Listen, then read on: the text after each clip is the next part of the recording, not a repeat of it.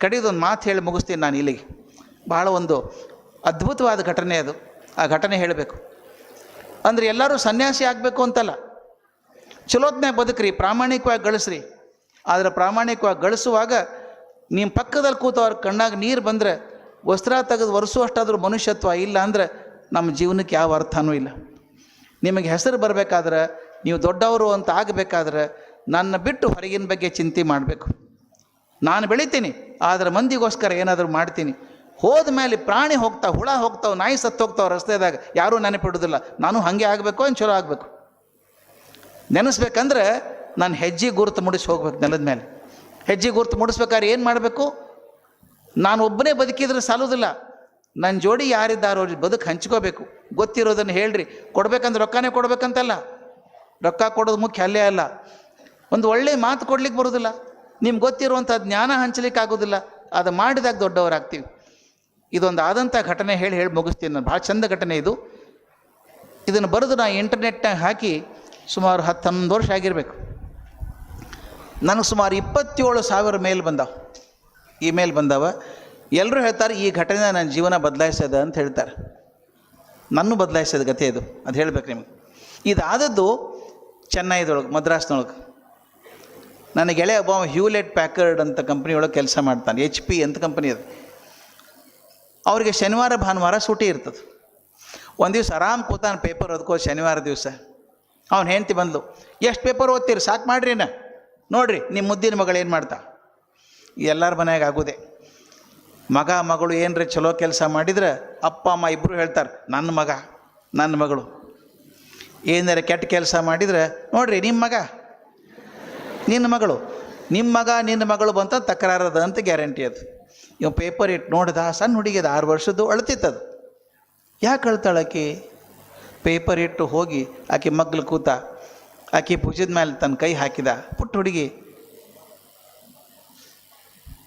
ಯಾಕೆ ಅಳ್ತಾಳ ಅಂತ ಗೊತ್ತಾಗ್ಬೇಕಲ್ಲ. ಅವ್ನು ಗೊತ್ತಾಯ್ತು ಮಗ್ಲು ಕೂತಾಗ. ಹುಡುಗಿಗೆ ಮೊಸರನ್ನ ಕಂಡ್ರೆ ಆಗೋದಿಲ್ಲ, ಅವಾಗ ಮೊಸರನ್ನೇ ತಿನ್ನಬೇಕು ಅಂತ ಹಠ. ಕಲ್ಸ್ಕೊಂಬಂತಾರೆ, ತಿನ್ನು ಅಂತಾರೆ. ಆ ಹುಡುಗಿ ಒಲ್ಲೆ ಅಂತದ, ಅಮ್ಮ ತಿನ್ನಂತಾಳ. ಈ ಜಗಳ ನಡೆದಿತ್ತು, ಹುಡುಗಿ ಅಳತಿತ್ತು. ಇವೇನು ಮಾಡೋದು? ಅಪ್ಪ ಹೋಗಿ ಕೂತು, ಅಮ್ಮ ನನಗೋಸ್ಕರ 2 ಚಮಚ ತಿಂದ್ಬಿಡುವ, ನೀ ತಿನ್ನಲಿಲ್ಲ ಅಂದ್ರೆ ನಿಮ್ಮಮ್ಮ ನಾನು ಬೈತಾಳೆ. ಹುಡುಗರು ಭಾಳ ಶಾಣೆ, ಈಗ ದಡ್ಡಲ್ಲ, ಭಯಂಕರ ಶಾಣೆ, ನಿಮಗೆಲ್ಲ ಗೊತ್ತಿರ್ತದೆ. ಆ ಹುಡುಗಿ ಏನು ಮಾಡಿದ್ಲು, ಆ ಹುಡುಗರಿಗೆ ಯಾವಾಗ ಹುಕ್ ಹಾಕಬೇಕು ಅಂತ ಗೊತ್ತಿರ್ತದೆ. ಅಪ್ಪ ಖುಷಿಯೊಳಗಿದ್ದ, ನನಗೆ ಗೊತ್ತಿದ್ದು, ಅಪ್ಪ 2 ಚಮಚ ಅಲ್ಲ ಇಡೀ ಬಾಟ್ಲನ್ನ ತಿಂದ್ಬಿಡ್ತೀನಿ, ನಾ ಕೇಳಿದ್ದು ಕೊಡಿಸ್ತೀಯಾ ಅಂದ. ಅಪ್ಪ ಖುಷಿಯೊಳಗಿದ್ದಲ್ಲ, ಕೊಡ್ತೀನಿ ಏನು ಬೇಕಾದ್ರು ಕೊಡ್ತೀನಿ ಅಂತ ಬ್ಲ್ಯಾಂಕ್ ಚೆಕ್ ಕೊಟ್ಬಿಟ್ಟ. ಆಕೆ ಗೊತ್ತಿತ್ತು ಅಪ್ಪ ಬರೀ ಮಾತಾಡ್ತಾನೆ, ಕೀಲಿಕೈ ಅಮ್ಮನ ಹತ್ರ ಅದ. ಆ ಅಮ್ಮನ ನೋಡಿದ್ಲು, ಅಮ್ಮ ಇನ್ನೂ ಗುರ್ರ ಅಂತಿದ್ಲು, ಸಿಟ್ಟಿನಾಗಿದ್ಲು. ಇನ್ನ ಮೊದಲು ತಿನ್ನು ಆಮೇಲೆ ಕೊಡಿಸ್ತೀನಿ ಅಂತ ಅಮ್ಮ ಅಂದ್ಲು. ಆ ಹುಡುಗಿ ಕಣ್ಣು ಒರೆಸ್ಕೊಂಡು ಗಬ ಇಡೀ ಬಾಟ್ಲನ್ನು ತಿಂತು. ಅಪ್ಪಗೆ ಸಂಕಟ ಆಗ್ತಿತ್ತು ಪಾಪ, ಅದಕ್ಕೆ ತಿನ್ನೋ ಮನಸ್ಸಿಲ್ಲ, ಅದೇನೋ ಬೇಕಾಗ್ಯದ, ಅದ್ರ ಸಲುವಾಗಿ ತಿಂತದಿದು. ತಿಂದ್ಲು ಹುಡುಗಿ, ಹೋಗಿ ಕೈ ಬಾಯಿ ತೊಳ್ಕೊಂಡು ನೀರು ಕುಡಿದು ಓಡಿ ಬಂದ್ಲು. ಅಪ್ಪ ಸೋಫಾದ ಮೇಲೆ ಕೂತಿದ್ದ. ಕಣ್ಮುಂದು ಚಿತ್ರ ಬರ್ಬೇಕು ನಿಮಗದು.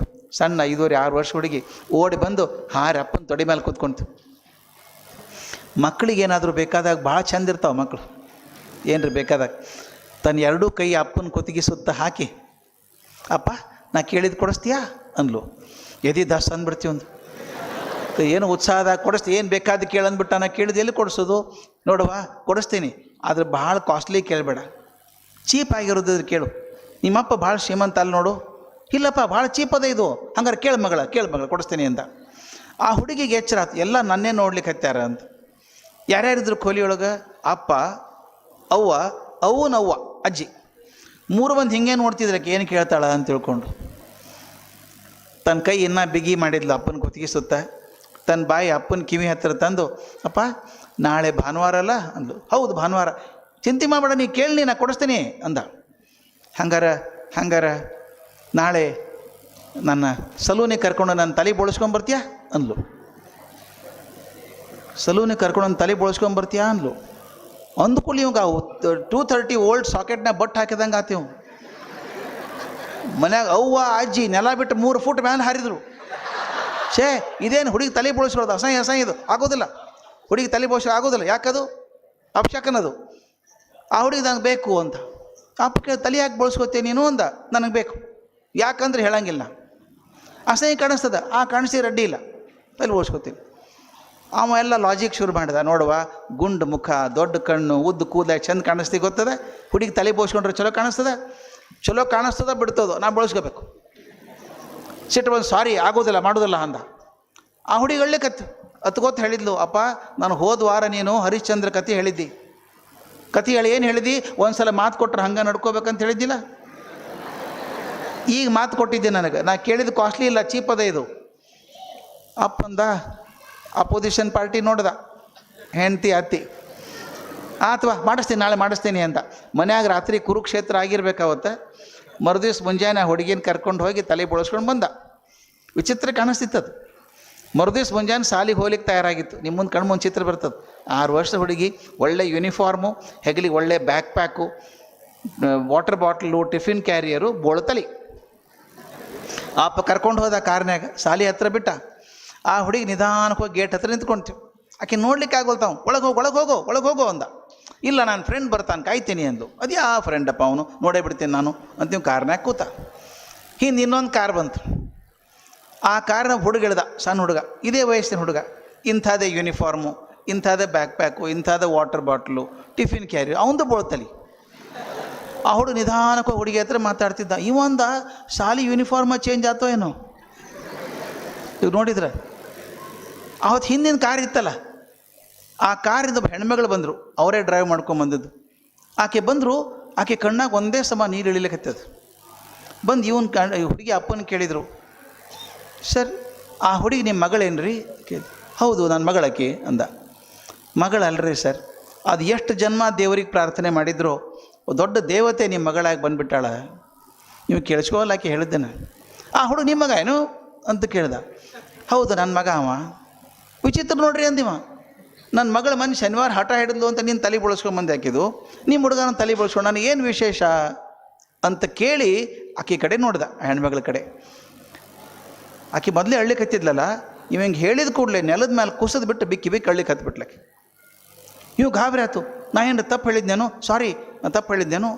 ತಪ್ಪೇನು ಹೇಳಿಲ್ರಿ, ಕಣ್ಣು ಒರೆಸ್ಕೊಂಡು ಹೇಳಿದ್ಲು, ನನ್ನ ಮಗ ತಲೆ ಬಳಸ್ಕೊಂಡಿಲ್ಲ ಸರ್. ನಾನು ಒಂದೇ ಮಗ, ಹುಟ್ಟಿದ್ದೇ ಒಂದದು. 3 ವರ್ಷದ ತೆಳಗೆ ಅವ್ನಿಗೆ ಜ್ವರ ಬರ್ತಿತ್ತು ಭಾಳಷ್ಟು. ಡಾಕ್ಟ್ರ್ ಕಡೆ ತೋರಿಸಿದ್ವಿ, ಔಷಧಿ ಕೊಟ್ಟರು ಕಮ್ಮಿ ಆಗ್ತಿತ್ತು. ಈಗ 8 ತಿಂಗಳಿಂದ ಕರ್ಕೊಂಡೋಗಿ ತೋರಿಸಿದ್ರೆ ಹೇಳ್ತಾರೆ, ನಿಮ್ಮ ಮಗ ರಕ್ತದ ಕ್ಯಾನ್ಸರ್ ಅದ, ಅದು ಫೈನಲ್ ಸ್ಟೇಜ್ನಾಗಿದ್ದಾನವ, ಏನೂ ಮಾಡಲಿಕ್ಕಾಗೋದಿಲ್ಲ. ನಿಮ್ಮ ಮನ್ಯಾಗ ಅತಿಥಿ ಇದ್ದಂಗೆ ಇರ್ತಾನೆ, ಯಾವಾಗ ಬೇಕಾದರೂ ಎದ್ದು ಹೋಗ್ಬಿಡ್ಬೋದವ, ಇರೋ 2 ದಿವಸ ಚಲೋತ್ನಾಗ ನೋಡ್ಕೋರಿ ಅಷ್ಟೇ ಅಂದರು. ಕೆಮೊಥೆರಪಿ ಟ್ರೀಟ್ಮೆಂಟ್ ಕೊಡ್ಲಿಕ್ಕೆ ಶುರು ಮಾಡಿದ್ವಿ. ಕೆಮೊಥೆರಪಿ ಕೊಟ್ಟ ಮೇಲೆ ಮೈ ಮೇಲೆ ಕೂದಲು ಉದುರು ಹೋಗಿ ದೇಹ ಶಿಂಕಾಗಿ ಭಾಳ ಕುಸಿದು ಹೋಗ್ಯಾನ ಹುಡುಗ. ಪ್ರತಿ ಸಲಕ್ಕೆ ಕೆಮೊಥೆರಪಿ ಮುಗಿಸ್ಕೊಂಬಂದಾಗ ನಾವು ಬದುಕೋದಿಲ್ಲ ಅಂತ ಅನಿಸ್ಬಿಡುತ್ತದೆ ನಮ್ಗೆ, ಆ ಪರಿಯಾಗಿರ್ತದೆ. ಆದರೆ ನಿಮ್ಮ ಮಗಳಿದ್ದಾಳಲ್ಲ, ಪ್ರತಿ ಸಲ ನಮ್ಮ ಮನೆಗೆ ಬರ್ತಾಳೆ ಕೆಮೊಥೆರಪಿಯಿಂದ ಬಂದಾಗ, ಬಾರೋ ಸಾಲಿಗೆ ಬಾರೋ ಆರಾಮ ಅನ್ನಿಸ್ತದ ಅಂತಾಳೆ. ಇಲ್ಲ ನಾ ಬರೋದಿಲ್ಲ, ಬರ್ಕೊಳ್ಳೋಕ್ಕಾಗೋದಿಲ್ಲ ಅಂದ. ನಾ ಬರ್ಕೋತೀನಿ ಬಾ ಅಂದ್ಲು. ಮೊನ್ನೆ ಶುಕ್ರವಾರ ದಿವಸ ಅವ್ನು ಕರ್ಕೊಂಬಂದಾಗ ಡಾಕ್ಟ್ರೇ ಹೇಳಿದ್ರು ಬದುಕು ಸಾಧ್ಯ ಇಲ್ಲ ಇವತ್ತು ಅಂತ ಹೇಳಿದರು.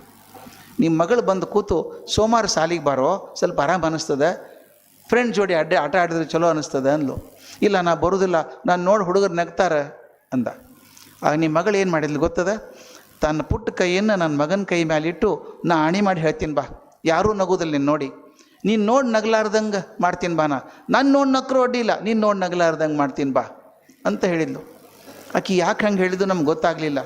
ಈಗ ನನ್ನ ಮಗಳನ್ನ ಬಿಡ್ಲಿಕ್ಕೆ ಬಂದದ್ದು ಆಕೆ ಮಾತು ನಂಬಿ ನನ್ನ ಮಗ ಮೊದಲನೇ ಸಲ ಸಾಲಿಗೆ ಬಂದಾನೆ. ಇವತ್ತು ಬರಬೇಕಾದ್ರೆ ನೋಡಿದೆ, ನಿಮ್ಮ ಹುಡುಗಿ ಗೇಟ್ ಹತ್ರ ನಿಂತಿತ್ತು ತಲೆ ಬೋಳಿಸ್ಕೊಂಡದ್ದು ನೋಡಿ, ಇದು ನನ್ನ ಮಗನಿಗೋಸ್ಕರ ನಿಮ್ಮ ಮಗಳು ಮಾಡಿದಂಥ ತ್ಯಾಗ ಅಂತ ಗೊತ್ತಾಯ್ತು.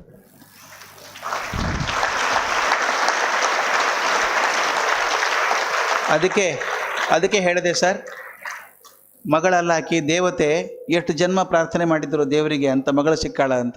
ಆಗ ಅಪ್ಪಗೆ ಗೊತ್ತಾತಂತ ಮಗಳು ಯಾಕೆ ಹಿಂಗೆ ಮಾಡಿದ್ಲು ಅಂತ ತನ್ನ ಮುಖ ಕೈಯೊಳಗೆ ಹಿಡ್ಕೊಂಡು ಬಿಕ್ಕಿ ಅತ್ತ, ಅಮ್ಮ ಈ ಜನ್ಮದಾಗೇನೋ ನನ್ನ ಮಗಳಾಗಿ ಹುಟ್ಟಿ ಬಂದಿಯಮ್ಮ, ನೀನು ಮುಂದಿನ ಜನ್ಮದಾಗ ಮಾತ್ರ ನನ್ನ ಮಗಳಾಗಿ ಹುಟ್ಟಬೇಡ, ತಾಯಿಯಾಗಿ ಹುಟ್ಟಿ ಬಾ, ಇನ್ನೊಬ್ಬರನ್ನ ಪ್ರೀತಿ ಮಾಡೋದು ಹೆಂಗೆ ಅಂತ ತೋರಿಸ್ಕೊಡು ಅಂತ ಕೇಳಿದೆ. ಇವತ್ತು ಜೀವನಕ್ಕೇನಾದರೂ ಅರ್ಥ ಇದ್ದರೆ, ಜೀವನದಾಗ ಯಶಸ್ಸು ಅಂತ ಬರಬೇಕಾದ್ರೆ ಪರಿಶ್ರಮ ಪಡಬೇಕು ಮೊದಲೇದು. ನಿಮ್ಮ ಗುರಿ ಮೇಲಿನ ಕಣ್ಣು ತೆಗಿಬಾರ್ದು ಎರಡನೇದು. ನೀವು ಬೆಳವಣಿಗೆ ಹಾದಿಯೊಳಗೆ ಹಾದಿ ತಪ್ಪಬಾರ್ದು. ಯಾವುದು ಯಶಸ್ಸು ಅಂತ ತಿಳ್ಕೊಬೇಕು ಸ್ಪಷ್ಟಾಗಿ. ಹಣ, ಅಧಿಕಾರ ಇದ್ರ ಬೆನ್ನು ಹತ್ತಿ ಹೋಗ್ಬೇಡ್ರಿ, ಜ್ಞಾನದ ಬೆನ್ನು ಹತ್ತಿರಿ. ಜ್ಞಾನದ ಬೆನ್ನು ಹತ್ತಿದ್ರೆ ಎಲ್ಲ ಅಧಿಕಾರ ಹುಡ್ಕೊಂಬರ್ತದೆ ನಿಮ್ಮ ಕಡೆಗೆ. ಅಧಿಕಾರ ಬೆನ್ನು ಹತ್ತಿದ್ರೆ ಜ್ಞಾನ ಬರೋದಿಲ್ಲ. ಯಾಕೆ ಸಿದ್ದೇಶ್ವರ ಸ್ವಾಮಿಗಳು ಕಾಲು ಹಿಡ್ಕೋತಾರೆ ಚೀಫ್ ಮಿನಿಸ್ಟರ್ ಬಂದು? ಅಲ್ಲಿ ಜ್ಞಾನದ ಜ್ಞಾನ ಇದ್ದಲ್ಲಿ ಅಧಿಕಾರ ಹುಡ್ಕೊಂಬರ್ತದೆ. ಆದ್ದರಿಂದ ಜ್ಞಾನದ ಬೆನ್ನು ಹತ್ತಿ ಹೋಗ್ರಿ. ಮತ್ತು ದೊಡ್ಡವರು ಆದಮೇಲೆ ಬರೀ ನಿಮಗೋಸ್ಕರ ಬದುಕಬೇಡ್ರಿ, ಪ್ರಪಂಚಕ್ಕೋಸ್ಕರ ಬದುಕಿದ್ರೆ ಎಲ್ಲರೂ ದೊಡ್ಡವರಾಗ್ತೀರಿ. ಭಗವಂತ ಒಳ್ಳೇದು ಮಾಡಲಿ ನಿಮಗೆ. ನಮಸ್ಕಾರ.